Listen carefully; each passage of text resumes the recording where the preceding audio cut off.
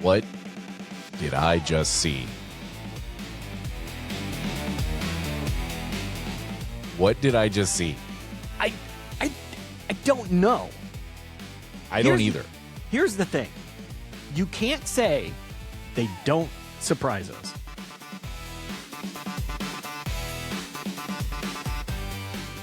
Yeah, I had a feeling that might happen tonight because of that, but we'll talk about it when we get there. Let's get into tonight's Dynamite, the first one post-Dynasty, which was a great show. So I was going into this very optimistic, thinking like, oh, they're going to ride that wave of momentum here, and you tell me if they did or not. Okay. So we open with MJF and Renee. Now, I missed the very beginning of this, which I think tempered some of my reaction to the segment. Okay. I mean, he's great, but Where did you come in at? So when I turned it on, it wasn't super far into it. He was still in the parking lot with her, but like he was clearly talking all over her, and she was trying to talk to him and tell him, I guess, what was going on, but he wasn't listening. And then Don Callis came out, and I watched that interaction. You didn't miss anything. All you missed was her saying that AEW has been trying to contact MJF every hour on the hour for the past 3 days, and it's been radio silence. It's Dynasty. So, but that's why I say. But that's why I say I think it tempered some of what I felt about the segment, because here's I'm just going to read it to you, because I wouldn't say I did stream of consciousness, but this is my notes. It was basically real time what I was thinking. I don't buy that MJF somehow didn't know Darby won and was wrestling him to start the show. So I missed that setup that explained how he somehow didn't know. I still don't love this segment. But I'll finish the recap of it before I get into the why of it. So then we go into Darby versus MJF, or do we? Well, no, wait. Let me go back to the interview, because I really, really liked it. Oh, okay. I really liked it. I liked the interaction with Don Callis. I liked them going back and forth. I liked Renee losing her cool and telling him to just shut it, basically, and telling him. I liked him blowing a gasket.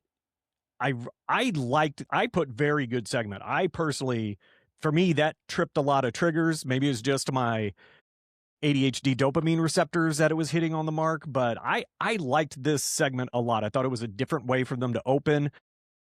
Do you have to suspend a fair amount of disbelief? Absolutely, but it's wrestling, so I didn't care.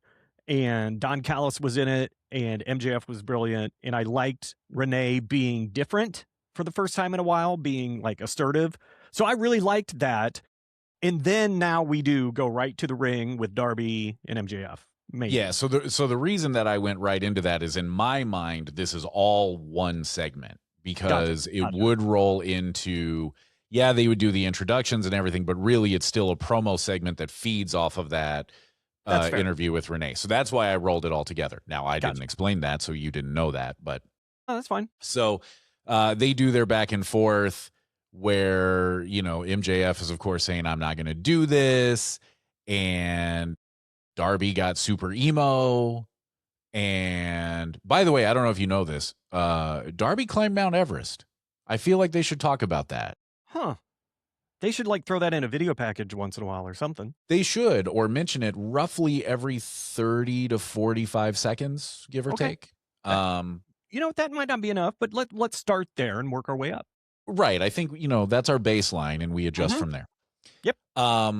So you gave your thoughts on the segment. Let me be clear. I get where you're coming from on it. I don't have a problem with any of the performances here. I thought in a vacuum, it's not a bad segment.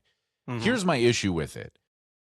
I don't think you needed to do it. I think you could have had Max come in and go, I'm not wrestling him tonight. I didn't agree to that. You could have had him still do the line about my back hurts. I wrestled for almost an hour against Kenny Omega. I'm not doing it tonight. And then still bump it to the main event, which, my initial thought was, why is this not the main event, before I knew where we were going with it. Right. So I think you could have done all that, and you could have just left this. He, for 3 days, somehow avoided every part of the world. Because the faulty premise of it, to me, more than anything, is that also implies that he didn't pay any attention to the match at Dynasty, which happened like a good hour before he went on, if not hour and a half before he went on. He did tell Renee that he was prepping to wrestle Kenny Omega, so no, he wasn't paying attention to any other matches. Oddly enough, I broke them up into two. I liked the first half a lot. I liked this opening segment. I really did. I thought, yes, it's a bit unbelievable, but to me, it felt very MJF to be like, why would I care who else wrestled? Why would I pay attention to the... I'm the champ. Everything revolves around me. I was fine with that. I thought his promo was really solid. I liked Darby's short promo of, I've never been more ready than right now. Let's do this. Let's go. That's fair. Like I said, in a vacuum, I don't necessarily have a problem with it. And I think I missed just enough of the beginning because I didn't hear him say all of that stuff that it hurt this segment with me. Right. Gotcha. It felt to me a little bit like we're doing kind of a goofy storyline for the sake of doing a goofy storyline. And I just didn't think you needed it. That's fair. That was my only thought on it was I didn't think you needed to do all that.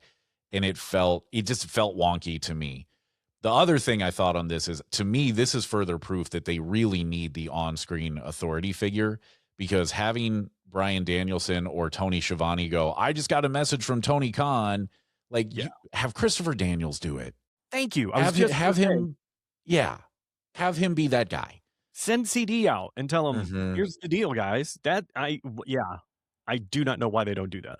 Yeah, I don't either. Like, I understand not sending the actual, the wrestler EVPs out. I think that makes sense. But Christopher Daniels has I'm going to say corporate position, for lack of a better term, within the company. Like, he's fairly high up in the company. So just send him out there, give him some whatever title you want to give him. I think they need that. They've kind of skirted around that a few times with him, but never fully committed. So, and even if it's not him, there's someone who I will wait until the end. There's someone that came out at the end that I didn't know was still around that I think would make a great on-air authority figure in this type of situation. And that is my tease for the end of the match. That is a good tease. That is a hell of a tease. All right. Well done.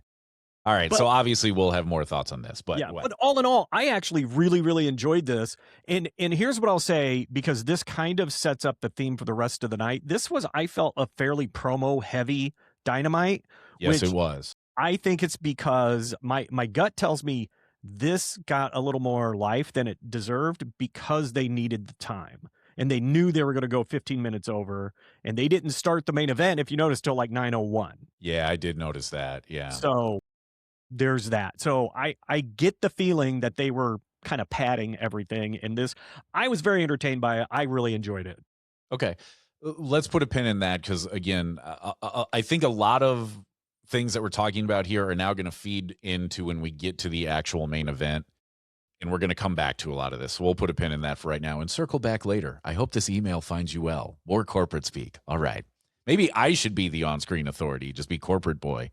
Dude, that would be great. They could even call me that. Corporate boy. CB.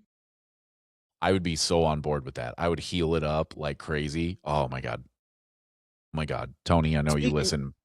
Speaking of which, have you watched any TNA wrestling? No, I don't have access to it. That's fine. What? I mean, I guess I could pay for something probably. Don't do that. Former WWE wrestler, what's her name? Something Deville. Oh yeah, Sonya. Yeah, she's there, and she goes by the suit, and it stands for "Shut up, I'm talking." That's incredible. That is incredible. Says, "Shut up, I'm talking. I'm Love the it. suit," and I was like, "Love it." Yep, love it. So anyway, moving on. Back AEW. Yeah, so then we got I guess you would call it a backstage from Sunday. That starts with Tony trying to talk to Kenny. Then he goes into the training room where Ospreay is, and they emo it up. Yeah. I literally put down, is anyone not emo tonight? Because we started out very emo. I think the only thing missing was My Chemical Romance playing in the background. There we go. I'm confused as to what the point is with this. I agree. I put down, and this was tempered a little bit by, I should have had it up to have the person's name. But on TikTok today, well, I'm not going to go try and find it now, but I've been having a quite the exchange with a guy. We're just talking wrestling. It's been super fun. And this person, I said a guy, I don't even know. I didn't click into the profile, so my apologies. This person said that they think Kenny, may very well be retiring within a year. And so that I think that was in my head as I watched this segment. And my other thought on it, besides the emo, was they are talking about Kenny like he's done way too much for my comfort. Yep. Because I'm not ready for that. I'm not prepared for that. No, I don't, and I don't buy it 100%. Like, I don't think I do either. I'm not, and so that's why I'm confused with this. Look, I get them commiserating because of the injury thing, which I harped on when we did our recap of Dynasty, because I didn't like both of the baby faces using injuries as kind of the reason they lost. But I did kind of like, okay, they're bonding over this. They're consoling each other. They're talking about their past together. I liked that. But then it got that weird turn of, I don't know if I've got it anymore, kid, but you do. And I'm going to be, this weird Rocky moment. And yeah, I don't know. It's not landing well with me. I put solid but question mark because I don't know where this is going. And I just don't know. I mean, if this is, again, a way for Kenny to get his momentum back, get his groove back, I don't know. I don't either. I mean, that was one of the things we asked on the Dynamite show was, what is next for Kenny? Where does he go from here? And I don't think that got answered tonight at all. No. The answer was not, we don't know. Yeah. The answer was the training room. I mean, there was there's not even a breadcrumb of something. You know what I mean? Where we could look at it and go, oh, okay, I think maybe they're setting blank up. Mm-hmm. I don't know what to do with that. I don't know what to do with that whole segment. No, like I said, it just left me feeling, okay, I'm okay. Okay. Yep, I would agree with that. Yeah. So then it was Ciampa and Desmond Xavier of the Rascals. I almost called them the Radicals again there, and I even have it right in front of me. It says Rascals, but anyway. Really good match. Yeah, solid. Really, really good match. I like Ciampa's promo afterwards. I have no problem with him saying that. I wrote down, well, he's calling out the champ now, and it wouldn't be the last time we heard that in this show. No, and there's a theme going back like 2 months now, and my hesitation with it is the word I'm going to go with. Okay. Is not just that, okay, I've seen this movie now for a couple months of anybody who's even remotely near the top of the card is going to call their shot. But it also underscores that on one hand, you've got the good problem of you do have a lot of people that you can credibly say are in the title picture, which is why I say I have no problem with Ciampa saying it. On the other hand, it means you haven't properly built a contender. Yep. And I don't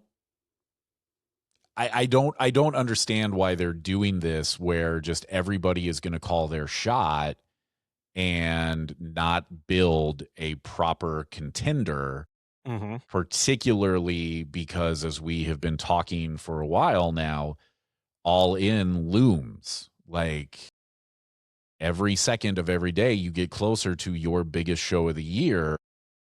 Who's going to be in the title picture at that point? Because right now, I think throw a dart and whoever you hit, it's like, yeah, okay.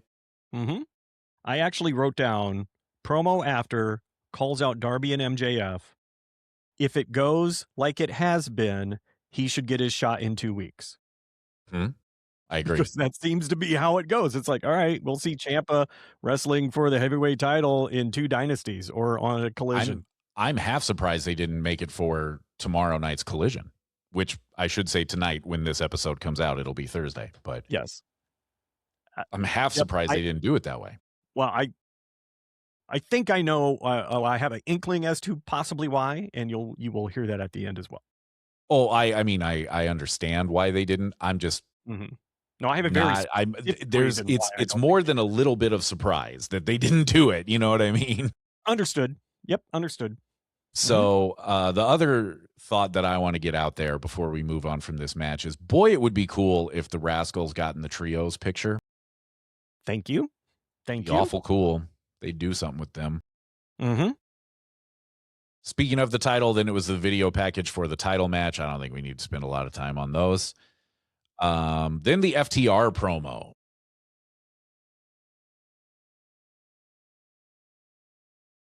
My big takeaway is, sorry, you go first. Here's what I said. They say Cage and Cope won't get another title shot while they're champs.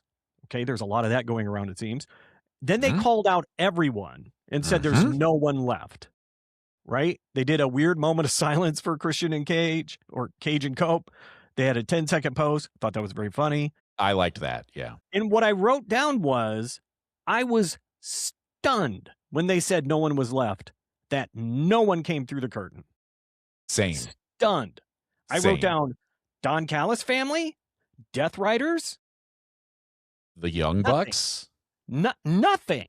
Private Party. So when they first started saying there's no one left, I said out loud in my living room, Hurt Syndicate. Thank you. Yes. But no one. Nobody came out. Yeah. And the announcers didn't mention anyone. They didn't go, well, that's nice, but you forgot about blank. You forgot about blank. You forgot about blank. They could have went up and down the roster, but they didn't. They said nothing. So that's why I felt like tonight, that's when I started going, wow, this is promo heavy, and they must not have much of a plan set yet for tonight's show, or it's not enough wrestling. One of the two. Yeah, I would agree with you on that. Very promo heavy, not a lot of matches, which usually they're the other way around. It felt like they were saving everybody for something, but I don't know what, because whatever it was didn't happen tonight. No. My only thought on this particular promo was, because they specifically said New Japan and CMLL, is I thought, are we going to start a super early build with FTR for Forbidden Door, because they announced the show and the location today and the on sale date today, and it's going to be at the end of June. So I thought, well, maybe they're going to start that, and FTR is just not going to be on Double or Nothing, which feels a little bit like a mistake to me, but you can survive it, right? Yes, or you can throw someone in there as a film match to keep them in the face. But that's actually probably what is going on. They probably are waiting for maybe a 3-way dance with a CMML team and a New Japan team. Probably. But again, it just felt it felt a little bit like when my dog farts, where now it's just in the room and I don't know what to do. Like, the promo's just there, and I don't know what to do with it. Yeah, that's a really good way to. Yep, I can't. Also, I don't think that Stokely knows the story of David and Goliath, by the way. Yeah, I thought, okay. One of them loses, and it's not anyway. It's always Goliath. Yeah, Dingleberry. Come on. Yeah. But anyway, moving on from the dog fart. Then we got Claudio and your boy Kevin Michael Knight for the TNT title. Can I ask a question before we even get into this? Yes.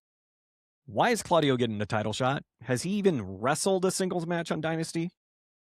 He has not been on. He's not done any match on Dynamite for quite a while. It's okay. Those are easy to confuse. He hasn't done one for quite a while, and I didn't even know he had dropped the CMLL title until I found that out this evening. Yeah, I think he did that a little bit ago, because I think the last time he was in a tag match, he didn't have the belt either, but I honestly don't know. I don't know. Yeah, but he hasn't done a singles match in a long time. I thought it was odd. I believe they announced that on Dynasty, and I thought it was odd that he got the first shot. Especially because and maybe this was the justification for it, but wasn't he the only Death Rider that wasn't in the Gauntlet match for it? Besides Mox?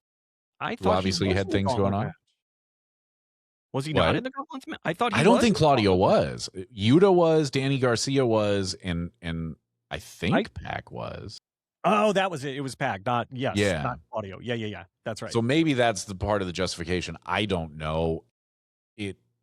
Look, here's what I'll say about it. From a storyline perspective, it doesn't really make sense. No, it doesn't. However, this might have been my match of the night. They were really good. I thought they were really good.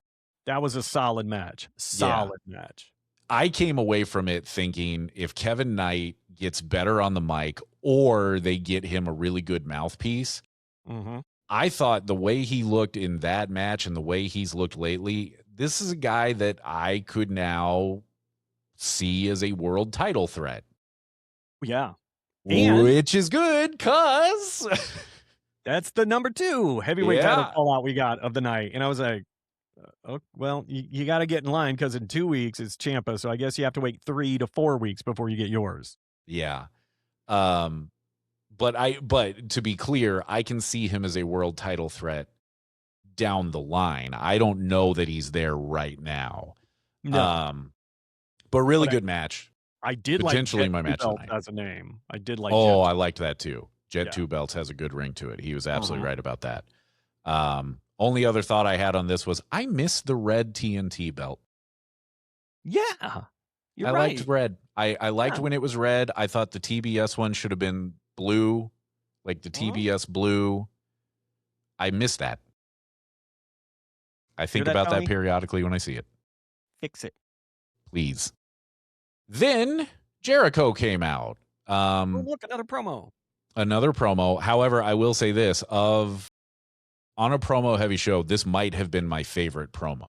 It was really fun. I thought he was really good here, man. It was feeling like the Jericho of old. I think that the time off did him a lot of good, not just physically, but I think it just really gave him a chance to re-energize. I really enjoyed him here tonight. I agree.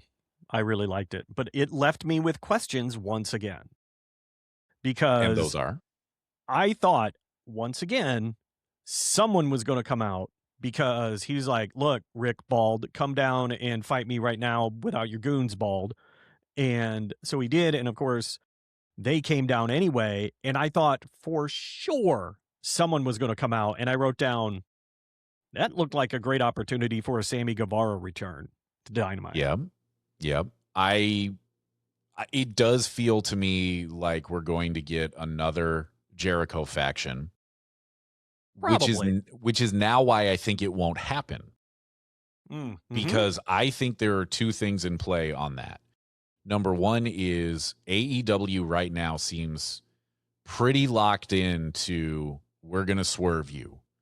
We're going to, whatever you think is going to happen, we're going to go the opposite way. Even if it isn't necessarily the best decision, that's what we're going to do. Cough, cough, hangman, cough. But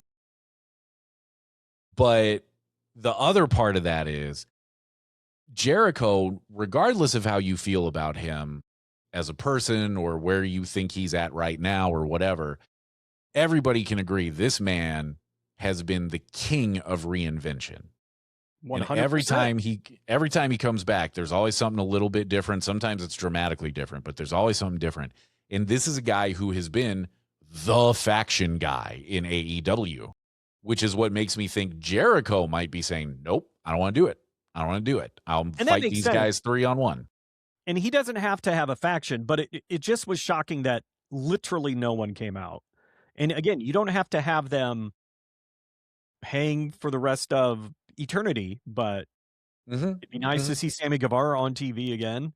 Yeah. You know, use Big Bill again. Yeah. I don't know if their falling out wasn't bad. He left on, so it was fine, but I was again surprised by the lack of someone running out because almost always in wrestling, if there's an opportunity for someone to do a run in, they absolutely do it. Yeah. I agree with you. The only thing in my mind as to why maybe they didn't do that is because you do still have some time between now and Double or Nothing. Mm-hmm. And I think clearly we're not finished with Jericho and the Demand. So you've got some time to, if you're going to do a trios match there, figure out who the other two are and bring them out over the next couple of weeks. And that might be playing into it. I don't know. Mm-hmm. I don't know. But otherwise, I thought it was a pretty good segment. Yeah, I liked it. Then we got another video from Sunday of Okada, Takeshita, and Don Callis backstage. Quick, good. Mm-hmm. I really liked Takeshita here. I thought him mocking Okada was really good. Made me pretty optimistic since I was saying I think you really need to turn the heat back up on this feud and really get it to a boil again between now and Double or Nothing. I thought that was a good first step for it. Yeah, I really liked it. And again, him apologizing and saying it was an accident was like hilarious to me. So yeah, really, especially really liked that bit. Yeah, and especially because of how he played it, of like, oh, it was an accident. Mm-hmm. You know, really good. I'm really good stuff. so sorry. Yeah, right. That was very good. Very good. Yep, really good stuff. Speaking of really good stuff, then Ospreay and Hechicero, who is apparently now the new CMLL champion. I learned that tonight. Yeah, I didn't know that either. What did you think of the super tight shot of Don Callis's mouth during the intro? They started doing that before Hechicero went away, because Hechicero hasn't been on for a while. Yes. They started doing that a little bit. I don't love it. I don't remember it, but it made me laugh tonight. Well, here's the thing. I don't love it because I just I don't know. There are certain parts of the body that gross me out a little bit. And I don't want to see it. Yeah. But it entertained me. Well, one of the things that I put down in my notes is Don's intro for Hechicero is always great. And it is. It's always great. When he said Super Nintendo and, funny. I love it. I love everything about it. Very good stuff. I don't need the close-up of the mouth, but, it's fine. That's fair. It's fine. That's fair. Again, I thought this was a really good match. This was another contender in my mind for match of the night. Same. Yeah. I thought the Mark Davis run in at the end was good. I think they're doing a really good job keeping him looking strong. No notes on this one. Good job. I just wrote great damn match. Great damn match. One-armed Styles clash. So good. Yeah. That was so good. Yep. And I mean, look, the one thing I guess I'll say about it is that might be in the con side of things is I get it. Ospreay, his neck, got it. But strap in because that's going to be the storyline for a while is everybody targets his neck. Is it weird that I'm already a little bit over that bit of it? No, that's what I'm saying is I didn't say it in those words, but you should have just telepathically known. No, I mean, I do, but I am kind of over it already. I'm over it. I get it. Broke his neck or whatever, had to have it fused, career threatening. Got it. Yep. Got it.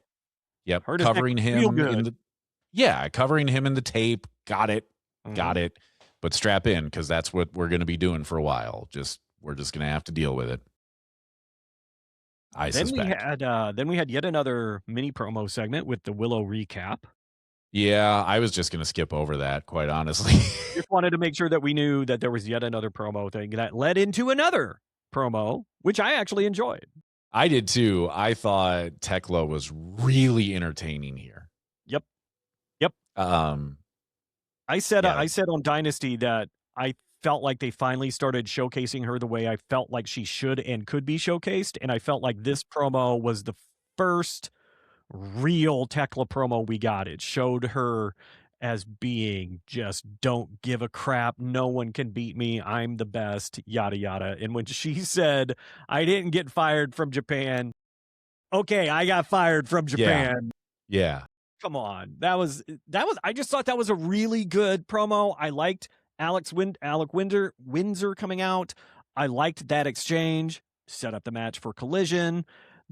The con, I would say, is once again, Sisters of Sin get handled by one person and made it look easy. So I agree with you that's the con. The other con I will say is I don't know why you spent time building up specifically the team of the Brawling Birds, and now they're doing their own things. Like, yeah, they're still a team, but they're doing their own things, and it's got the women's tag team championships completely out of the picture and completely in limbo, to the point where, a couple years ago, if you remember, I guess it's been more than a couple now, when Mercedes and Naomi walked out of WWE when they were the women's tag champs, like that was part of a time where my thing was, the worst position in the company was to be the women's tag team champions. Mm-hmm.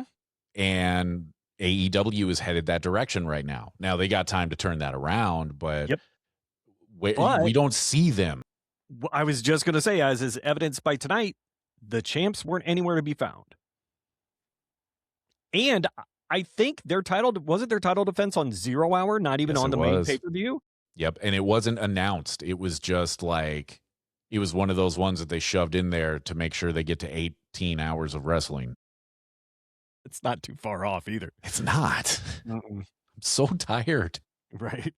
Still from Sunday, I'm so tired. Exactly. Hey, what did we get then? Kamille versus Willow. We did, which actually, no, you skipped something. Yep, you skipped something. They announced Kamille versus Willow, which I wrote down, and then I wrote down first a Mox promo, which, okay. Yeah, that's how I felt about it too. I put down in my notes, okay, but a little bit on the weird cryptic side again. Mm-hmm. I enjoyed how he had a conversation with Marina Shafir, and she didn't say words. Yeah, there were no words, but somehow, yep, that was interesting. Yeah. So yet another promo, and then Kamille and Willow. I don't know about you. I thought Kamille was going to win. I kind of did too. It would not have shocked me. I missed part of that match because of my dog. Not much, but just a little bit.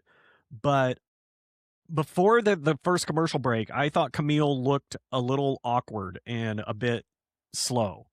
The last half of the match, I thought she looked better, but I was really shocked at the backslide finish because it wasn't a very dominant finish. It wasn't a very dominant win.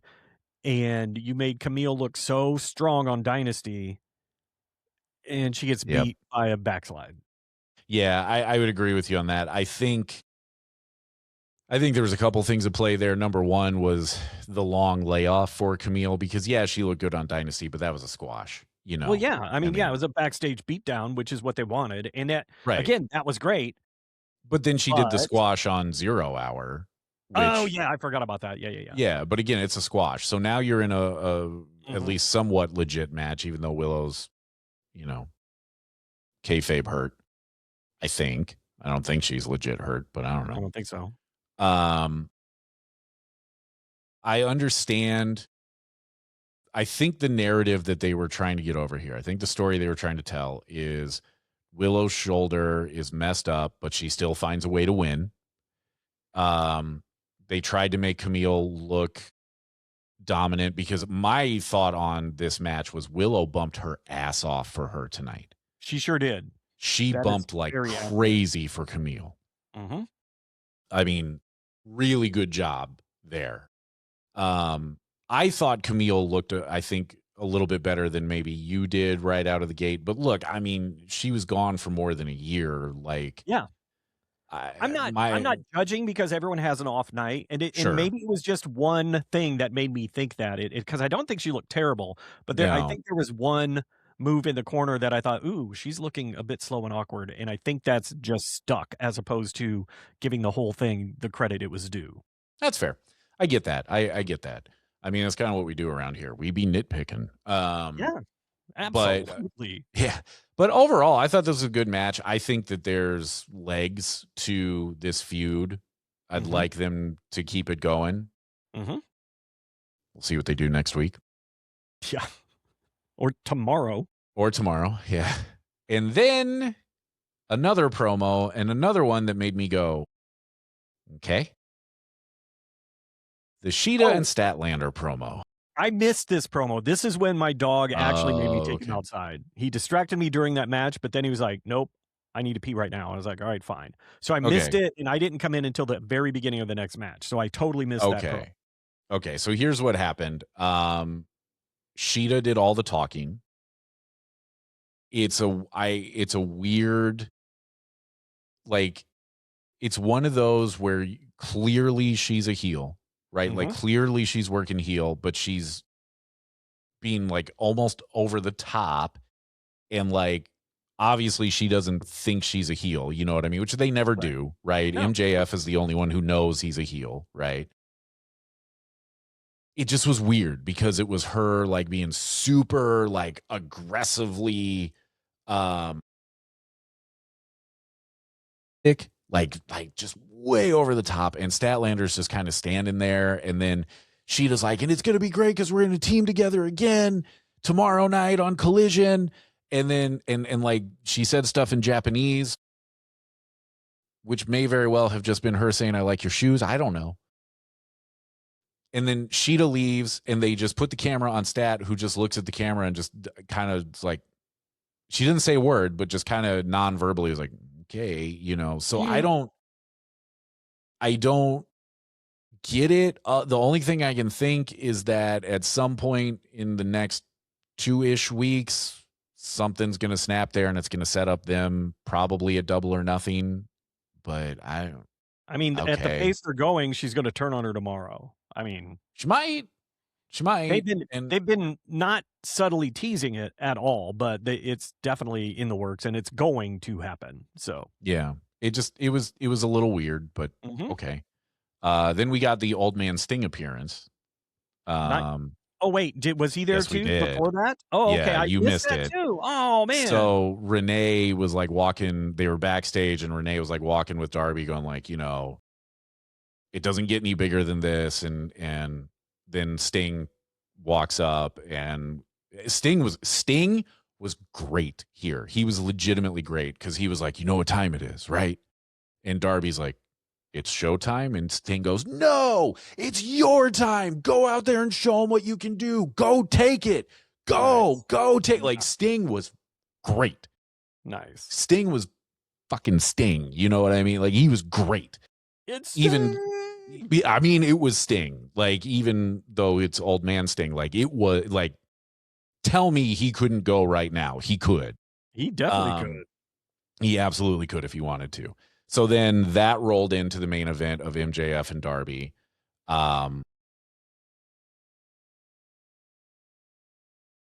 Dude, are you kidding me right now? Like, here's what I wrote: 2 nut shots, 4 coffin drops.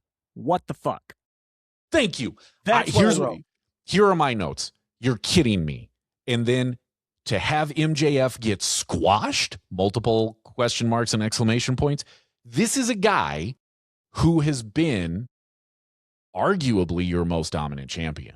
Yeah. In his 2 runs. And he gets squashed by a guy that, with all due respect to Darby Allin, look, we talk about him a lot on this show and how I'm convinced that the boy has no desire to be able to walk in the next 10 years. I couldn't do it. I don't want to do it. I understand he does this all for our entertainment. I get it. Yeah. I'm not trying to be critical of the guy, and I understand that you are who you are. You're as tall as you are. You're as big as you are. But this is a guy who right now, I'm fairly certain a stiff breeze would blow over, and he just squashed arguably your most dominant champion. Yep. What? After going to war with someone like Hangman and someone like Omega. Yeah. I don't think this was a 4-minute match. I think it was over and done in 4 minutes. I agree. And I wrote down, after I took a few breaths, I wrote, I'll give it to him. I was shocked. But then I wrote down, now, will he lose it tomorrow back to MJF on Collision? Well, I don't think so, because not going to shock me. No, I mean, I don't think so, because it's not an announced match that I'm aware of. Doesn't matter. You know how it goes. That's true. Here's my prediction. Yeah. Collision starts with MJF again at the beginning, demanding his rematch.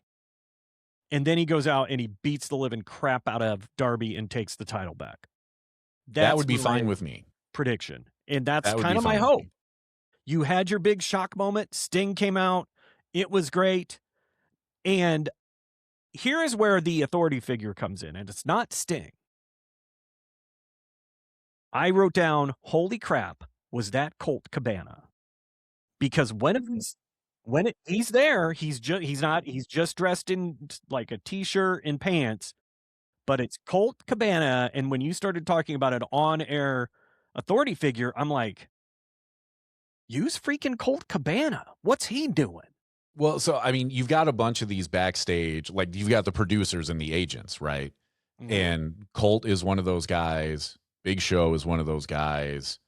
They use Jerry Lynn a little bit there for a while. He's one of those guys. I mean, I'd buy any of those three. I buy Christopher Daniels as the on-air authority guy. Mm-hmm. Although now that he's managing like Skyflight or whatever they're called right now. Scorpio Sky Spiders or something. Yeah. I could see not wanting to have him be that, but I mean, Colt Cabana, you can easily break him off of that. Yeah, Colt, I would buy. You can easily break CD off of that. Madison Rayne is there in a producer / coach role or whatever they call it. I would buy her. Yeah. You know. Mm-hmm. Point is, you've got candidates there that you could have do that, and I think they need it. Going back to the match and everything that happened here. So my wife we've already talked longer than the match went. Yeah, we have. My wife goes, I'm guessing by your reaction that you're not thrilled. And I went, no, I'm not. No, I'm not. She knows you. And she does. And I was like, and I've said this before in the show, I think the time to do it, he should have been the guy that beat Mox. That was the time to do it because you had him. The momentum was there. You had heated him up to the point where there was never going to be a day where Darby Allin became world champion and I was going to be like, yeah, love it. Wasn't going to happen. Okay. But at that time, I would have gone, okay, I get it. I get why you did it. I don't hate it. Okay, cool. They spent a long time on that storyline. It would have made sense. Yep. He wouldn't have had to keep the title long. You could have given him a few good defenses and then have someone, maybe Mox take it back, whatever. But it made a lot of sense there. And what I found interesting that he got it tonight, and I thought this right at the beginning, I was like, I see why Tony is letting him have the title shot tonight because they're in Washington. Clearly, it makes sense. He likes to try and play to the local crowds when he can.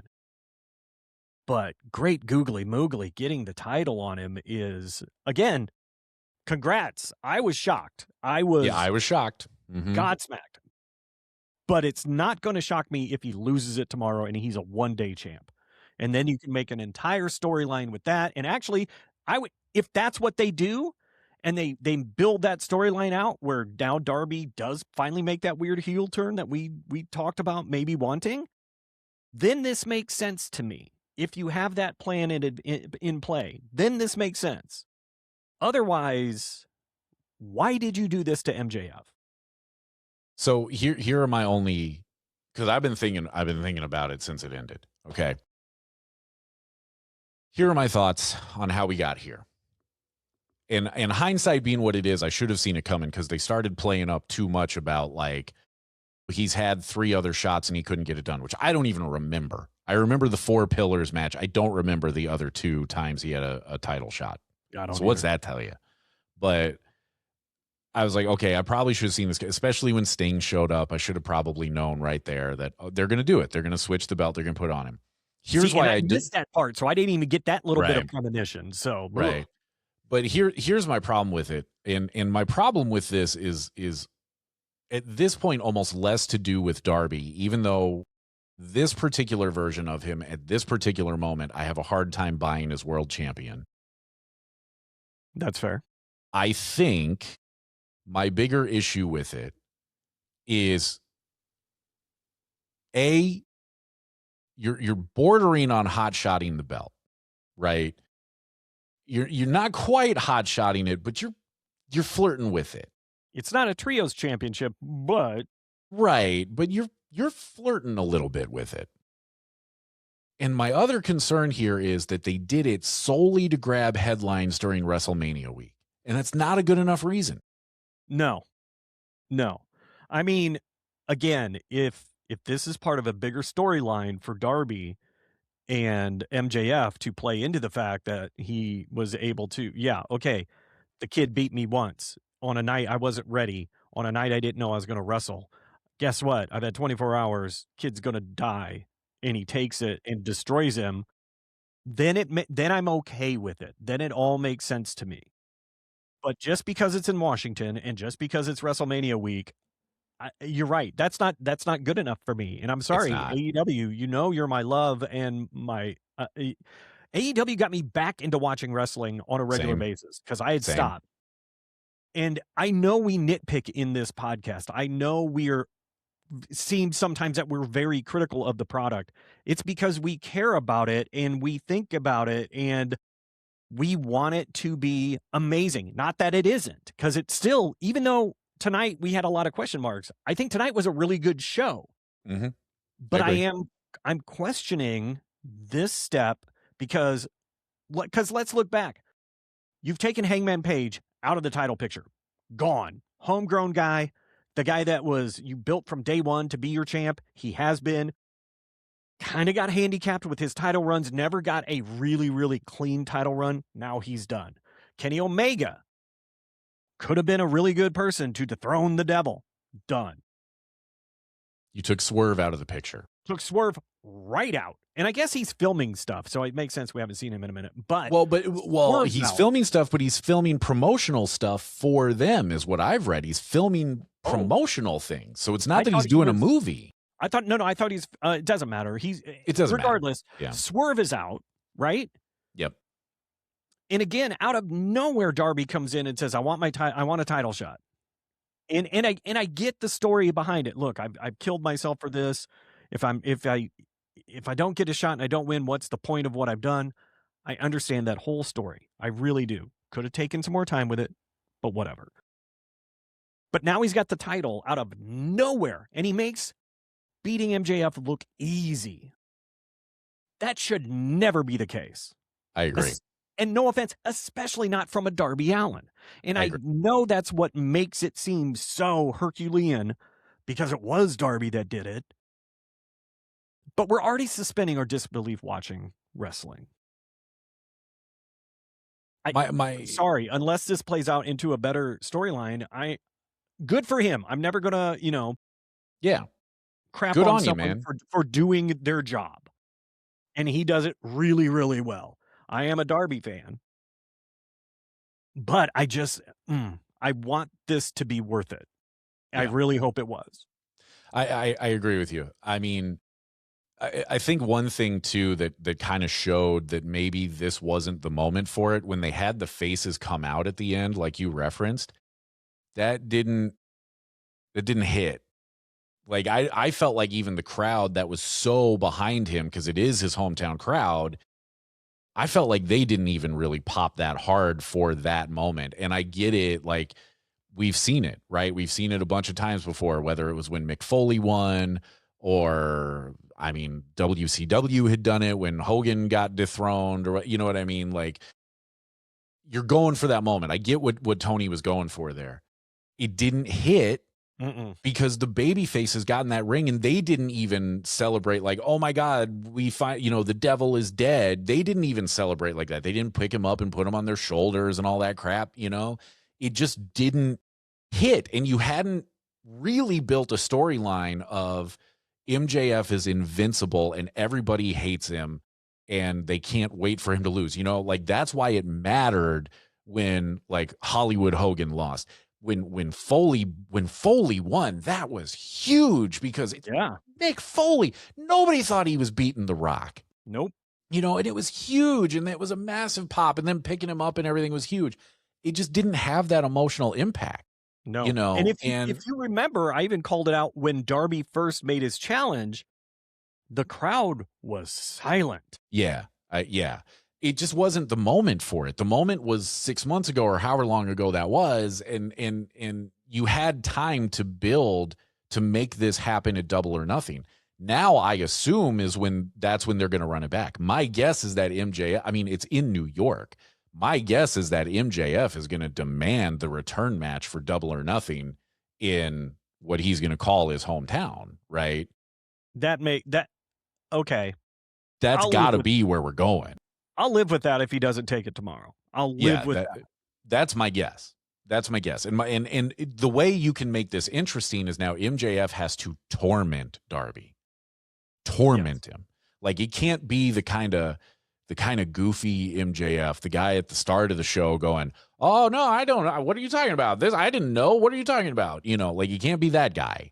It's got to be the intense version of him. Like, he's got to torment him. And if you do that, okay, now you got my attention again. Not that you don't have it now, but you know what I mean? Like, now I'm a little more invested in this, and now I'm a little more like, okay, cool. Let's play this out. Let's see where it goes. I'm in. If they do the return tomorrow or next week or 2 weeks or whatever, huge missed. That's a huge fumble if they do that. Run this to Double or Nothing now.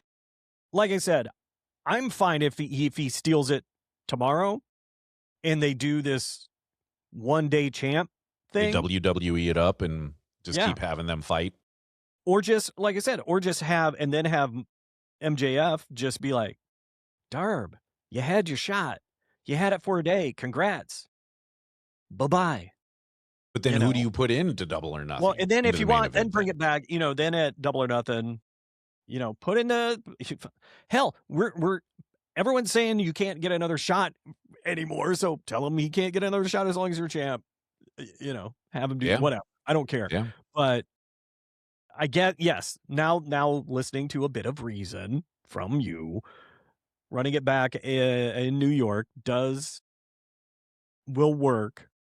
My heart wants him to be a one-day champ and have that be his legacy, and have MJF openly mock him constantly. And then you can have the tormented emo Darby try everything he can to get back and kick and claw and just try like hell to get another shot.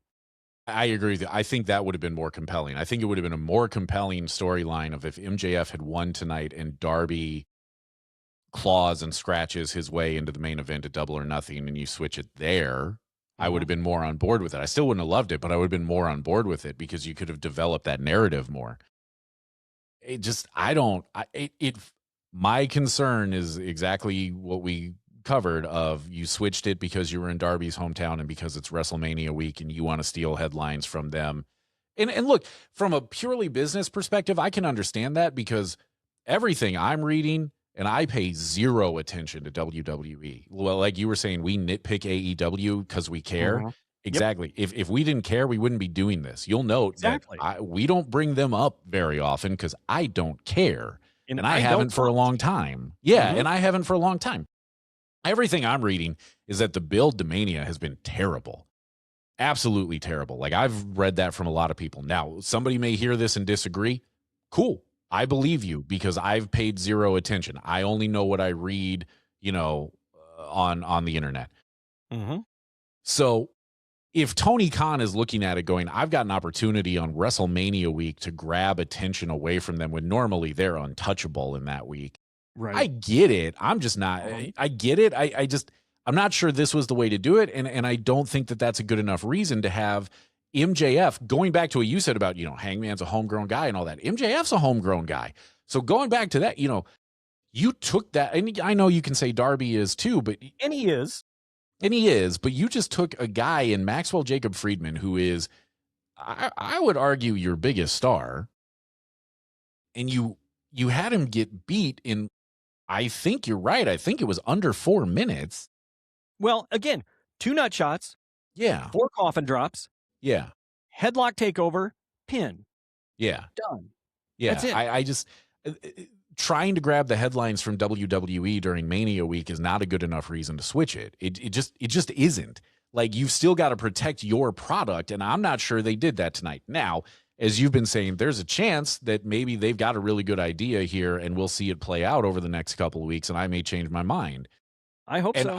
I hope so too. I'll be thrilled if that's how it goes. But as it sits right now, I don't love this, man. I really don't. And just like you said, we aren't the business people in it, but who gets more eyes on the AEW product? MJF or Darby Allin? Yep. It's MJF across the board. having Darby Allin be your champ, I'm not saying it's a terrible call. I'm saying the timing of that call isn't the best. And I don't know if now is when you want him being your guy. Like I you agree. said, 6 months ago, it's way more believable taking the title off Mox. Way more believable, especially after other people made runs at it. You know, if you're not going to let Orange do it, let Darby do it. It makes sense. He's an original. He's scrappy. This same storyline makes sense. Why have I been killing myself for this if I can't take it from you, John? Then that makes sense. And that was his whole thing of, you know, one of us is going to die before this is over, right? Like, I mean, that made so much more sense to me at the time. And I remember texting my friend Mike going, I think Darby's going to beat him. I think Darby's taking the title off him. And Mike going like, I don't love that, even back then. But it made a lot more sense then than it did tonight. So yeah, that's what I feel. I just don't understand it. And now you have to make a decision, and maybe they've already made it, of either Darby has a very short reign and he drops back to MJF at Double or Nothing, or he's going to have to carry for a couple of months. Like, he's probably got to win at All In as well. Otherwise, I don't know what the hell we're doing this for. Okay, let's say somehow he is going to keep it for a minute. Mm-hmm. You can't tell me MJF isn't going to ask for a rematch, because he is. He is. So you're going to have him beat MJF twice? Well, so or are you saving that for when he finally drops? Well, so you're going to have him beat who? Well, so here's if I'm fantasy booking this, so let's play out what we know combined with what I think could happen here. Excuse me. Number one, I don't think MJF gets the automatic rematch here because, in theory, Ciampa's next. So you're going to tell me... Well, okay, only because he said I want the shot. Right, but reason. But let's play it. Okay, but let's go off of their history and what we've been talking about tonight, right? Of how they've been doing this. So let's say that this is how it plays itself out. That next Wednesday, Max comes out and he demands his rematch, and Ciampa comes out and says, you can have it, but you'll have it with me because I'm calling my shot tonight, right? So then Darby's got to go over Ciampa in that situation. Not sure I love that, because now you're doing more damage to Ciampa, who, by the way, was a, 12-day champion? Yeah. So we've got precedent here. Yeah, and I think they did him dirty on that one too. I agree. I think they did him very dirty. And then maybe you do the match with Kevin Knight somewhere in there, which means you got to have Darby go over him. And you kill his momentum because he's been rushing it. And then now you can just solely focus on him and Max on the way to Double or Nothing. Probably the way to do this is to have MJF come out and ruin those matches so it's not clean finishes. That's probably the way you do this. So then you get to Double or Nothing, and let's say that it's MJF and Darby in the main event at Double or Nothing. I mean, if the hometown argument is why Darby got it tonight, you got to put it back on Max, right? But if they don't do that, and for reasons that I will never be able to explain, Darby Allin is the world champion going to All In, because they're not, I mean, he'll be in a match at Forbidden Door, but it's not going to be for the title, or even if it is, whoever he's facing is not going to win it. We know that. Well, no, actually we don't. Well, I guess that's true. I guess that's true. And I'm not trying to be cute or trite. No, you're right. Know that now. Well, I'll tell you the thing that would interest me a lot is if the title match is him and, let's say, Zack Sabre Jr. There we go. And you put it on ZSJ and he takes it into All In and then he drops to somebody. Now that I'm on board with. I'd be down to see Zack Sabre Jr. hold that title for a couple pay-per-views. I would too. That would be, you want to talk about a surprise that makes sense? That would be it. There we go. That would be it. But let's set Forbidden Door aside, okay? Okay. And let's just say that Darby comes out of that still champion. Because I don't think we've ever seen a title switch at Forbidden Door. And if we're going to, it's going to be the tag team champs. Probably. Yeah, probably. It's going to be one of the lesser belts, or maybe it'll be somebody from AEW picks up a CMLL belt or picks up a New Japan belt, but I don't think they're going to switch an AEW one onto one of those guys. Heaven forbid they do the trios. Could be wrong. Well, yeah. I mean, could be wrong, but we'll see. So, okay. But so for the sake of precedent, I'll say Darby comes out of Forbidden Door still with the belt in this scenario. So now he's your champion headed into All In. In my mind, you got one of two options. Well, you probably got three options there. One is him and Ospreay. Ospreay's got to win in that situation. Absolutely. Two is him and Swerve. Yeah. Yep. Which we've done before, and it was good. Those guys are good together, so it could be him and Swerve. Which, if it ends up with him dropping to Swerve, worth it. Yeah, we're back on board. We're back at it. Yeah, and Swerve is now your draw, right? Mm-hmm. Option 3 at that point is Darby is the guy that takes the stipulation off of Hangman. And it's him and Hangman. Okay. All three of those scenarios, though, in my mind, he's got to drop. You got to switch the belt to the challenger in all three of those. And the interesting thing is all three of those options are basically face versus face, which is, I don't think necessarily ideal for what you're going for at it All Out. I think that Swerve would come back in the heel version that he had been playing. Now, sorry, I forgot. Well, but what I'll say to your point is, like, yeah, he was working heel, but the pop wasn't a heel. You know what I mean? He's not. It's the MJF heel pop of like, yeah, but we love you. You know? He's kind of. It's the Austin pop because it's like he's healing it up, but they freaking love him. They love him. Right. And that's fine. There's not, again, he's the draw in that scenario, and that's what you need. But I think it's got to be one of those three guys. If it's not going to be MJF in the main event at All In, then it's got to be one of those three, because you got to sell a bunch of tickets to a really big stadium in London. So yes, you do. And again, that's what I'm saying. I'm sorry, I don't think Darby's your draw there. I don't care who you put in against him. I agree. I don't think that's enough to make that match. I just don't. Unless you have a better main event than your world title match. Mm-hmm. I agree. I totally agree with you. And so I think that if Darby comes out of Double or Nothing still champion, it has to be one of those three guys as his challenger at All In. It has to be. I don't see another path out of it unless you decide to make it Andrade. Yeah, you can make it Andrade, but I don't even know.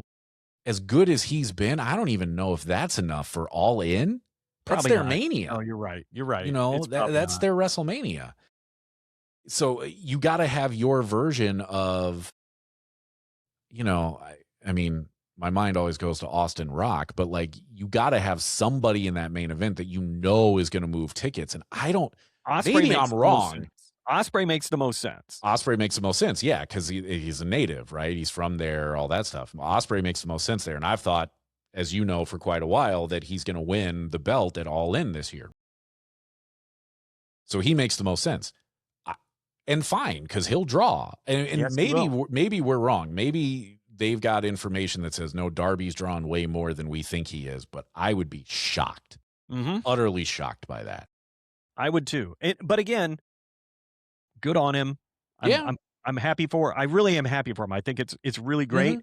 Storyline wise and everything else, I have a lot of questions about it. And it just doesn't feel right. Mostly because, like we've said a dozen times tonight, you just squashed your most dominant champ.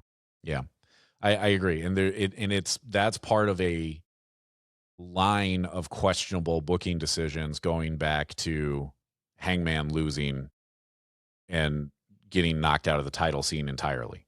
Like that's really the first domino in the questionable booking in my mind anyway, that fell. And a lot of stuff since then has not made any sense. And so in a vacuum, like, great. I'm with you. Good for you, Darby. You earned it, man. Good job. Yep. And in wrestling, you don't actually earn championships. I think he earned this one. Good job, man. 100%. Yes. Yeah. This would have felt better if they spent 3 months building to this. This would have felt way better. That's what I'm trying to get over here is the timing of this was wrong. If it had been him over Moxley, If he had won the belt when Hangman took it off him, if it had been Darby in that spot, I would have been like, awesome. Good job. Great job. No notes. You guys did great. That's exactly how that should have gone. Great job. Yep. Everyone would have came out happy with that. Yep. But we didn't do it, and he lost momentum, and then you didn't get it back for him. Nope. And the stuff with him and Gabe Kidd didn't really do a lot to heat him up. No. You know, it didn't do it for you and I. It didn't do anything for either one of those guys. And we didn't start to like Gabe Kidd ever, but we sure liked his two partners. Yeah, exactly. So I don't know, man. I don't know. It feels weird. It feels off, but who knows? Maybe Collision will start something that will go, okay, who knows? I hope they got a plan. We've been saying that a lot lately, but I hope they got a plan. I do too. I do too. Otherwise, Pat freaking McAfee is going to show up. That's been good. And then great. If that happened, legit, if that happened, I'm out. I'm done. Like, I'm done. Elite Heat will become about actual heat. It will become about furnaces and ovens. Yes. Thank you. Yes. Heating pads. Weighted blankets. Hot plates. Yeah. Hot plates. Cocoa. Yeah. Coffee enemas. Wait, no. Those are not. Get down how you get down, man. Do you do those hot or cold? I don't know. Do they? I guess it'd be a cold brew enema if it was cold. I would say, do you get the iced option in this too? And what about like the nitro cold brew? Ooh. What about a latte? Could you do like a chai latte enema? Is that a thing? Where when you're done, they put cinnamon around your.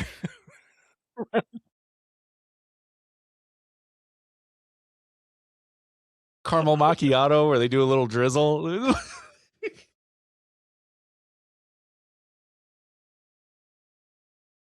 They draw a little foam heart on your bum. Do they write the message like, "Hey, have a great day," and still misspell your name? Exactly. No, they put they put your follow-up appointment there. That's what that makes sense. That makes sense. Drizzle. Anyway, a little foam art on your butt. Yeah, they draw the leaf. Yeah. Yeah. Speaking of drawing the leaf, Blue Chew, call us. Yeah, right. Maybe Starbucks now. Yes, you're welcome for the free pub. Yeah, that's a whole new line of business for you that you hadn't even thought of. You're welcome. All right. On that note, here we go. Starbucks, the enema of champions. Yeah, right. Yeah. But here we go on the road to Double or Nothing, and it is already a confusing one. So take the ride with us. Like and share and subscribe if you haven't already. Hit the button so that you can follow along with us as we continue trying to figure out what the hell is going on down there in Jacksonville. Leave us a 5-star review, and neither one of us will remember to look it up and read it, but we will try to. We'll do a really good job of saying we're going to do it and then completely forget. Yeah. Yeah. You know why? Because we haven't had our coffee enemas. That's why. Well, that's a lot of coffee in the butt talk. Ooh. Can you tell I took my meds today? Well, I was going to say that could be our second podcast, Coffee in the Butt. Talk. .com.